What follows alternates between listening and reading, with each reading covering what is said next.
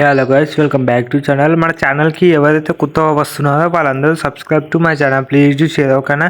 Subscribe చేసుకుంటేనే మన video అనేది మీకు రీచ్ అవుతుంది అనమాట. ఓకేనా? ఇక మన కల్కి సినిమా గురించి విషయానికి వస్తే మన ప్రభాస్ అయితే ఎక్కడ తగ్గట్లేదని చెప్పుకోవచ్చు. వన్ డే అంటే ఒక్క రోజులో 100 కోట్లు కొట్టాలి అని అంటే అది ఎవరు చెప్తా అంటే పక్క ప్రభాస్ పేరే చెప్తా అనమాట. ప్రభాస్ ఒక్కడే 100 కోట్లు కొడతాడు. ఇలాంటి మార్కెట్ అయితే మన ప్రభాస్కి ఒక్కరికి ఉందన్నమాట.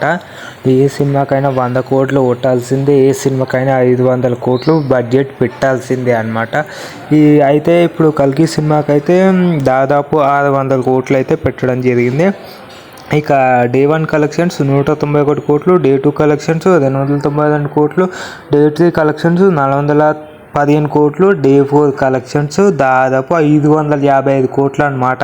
నేను ఒక వీడియోలో నిన్న చెప్పాను కదా, నేను ఫేక్ పోస్టర్ ఎడిట్ చేశాను కదా, 521 కోట్లు కొట్టగలుగుతుంది అని అయితే పోస్టర్ అయితే చేయడం జరిగిందిగా నేనైతే. కానీ నా అంచనాల కన్నా డబల్ అయిందని చెప్పుకోవచ్చు. 555 కోట్లు కొట్టడం అంటే మామూలు మాట కాదని చెప్పుకోవచ్చు. అంటే నిన్న వీకెండ్ సండే కాబట్టి ప్రజలు ఎక్కువ చూస్తారని చెప్పుకోవచ్చు. ఆడియన్స్ అయితే ఎక్కువ ఇంట్రెస్ట్ అయితే చూపిస్తున్నారని చెప్పుకోవచ్చు. ఫస్ట్ డే ఏమంతగా ఎవ్వరు వెళ్ళలేదన్నమాట. కానీ ఇప్పుడు మెల్లమెల్లగా బ్లాక్ బస్టర్ అవుతుంది కాబట్టి, హిట్ టాక్ వచ్చింది కాబట్టి అందరూ వెళ్ళడానికి ఇంట్రెస్ట్ చూపిస్తున్నారు. అందులో మెయిన్ మహాభారత రెఫరెన్స్ ఉంది కాబట్టి, అందులో కెమెరా రోల్స్ ఉన్నాయి కాబట్టి అందరూ వెళ్ళడానికి ఇంట్రెస్ట్ చూపిస్తున్నారు అనమాట. చాలా గ్రేట్ అని చెప్పుకోవచ్చు. ఓకేనా?